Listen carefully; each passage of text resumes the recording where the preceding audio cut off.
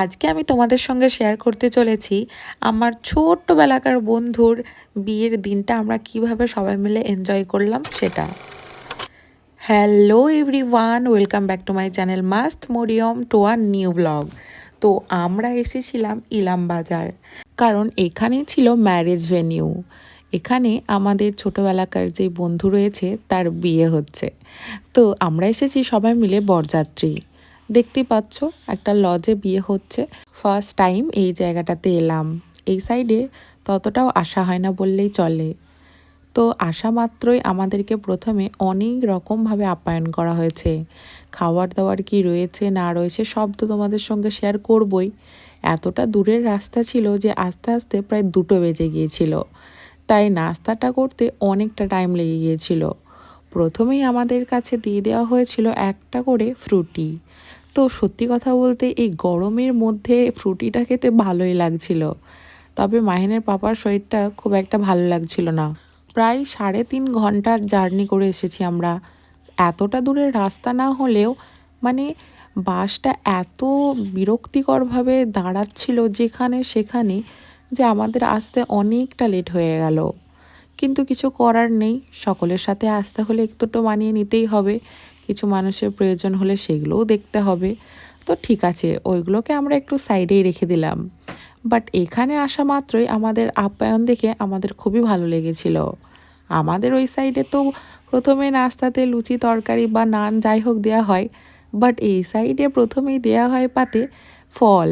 তো দেখে বেশ ভালো লাগছিল। পাতের মধ্যেই প্রথমে দিয়ে দিয়েছিল খেজুর, তারপরে দিয়েছিল 2 পিস করে আপেল।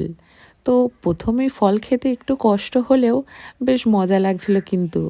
কলা, তরমুজ, হ্যাঁ, অনেক রকমের ফল ছিল। আর চেরি দিয়েছিল, তারপর কালো আঙ্গুর, সাদা আঙ্গুর, সমস্ত রকমের ফল পাতে পড়েছিল। শশা, মানে কোনো কিছুই বাদ ছিল না আর কি। তো এদিকে আমরা সমস্ত বন্ধুরা মিলেই একটা টেবিলে বসেছিলাম। বরের যে জায়গাটা ছিল সেটা তো এখান থেকে দেখাই যাচ্ছে। বরের একদম কাছে বসার জন্য একটা সুবিধা হয়েছিল। বরের জন্য তো কিছু বিশেষ মেনু ছিল, সেইগুলোও আমরা উপভোগ করতে পারছিলাম, কারণ ও আমাদের কাছে বেশ ভালোই পাঠাচ্ছিল। 2 রকমের কেক, ঝুরি ভাজা, ডিম সেদ্ধ, এগুলো অনেক কিছুই ছিল। হ্যাঁ, লড ছিল, রসগোল্লা ছিল, অনেক রকমের আইটেম। তারপরে আমরা এইগুলো খেয়েই মোটামুটি কুপোকাত, কারণ এত দূর জার্নি করে এসে আমাদের মানে এত তেষ্টা পেয়ে গিয়েছিল যে ওই জুস আর জলেতেই যেন মনে হচ্ছিল পেটটা ভরিয়ে নিই।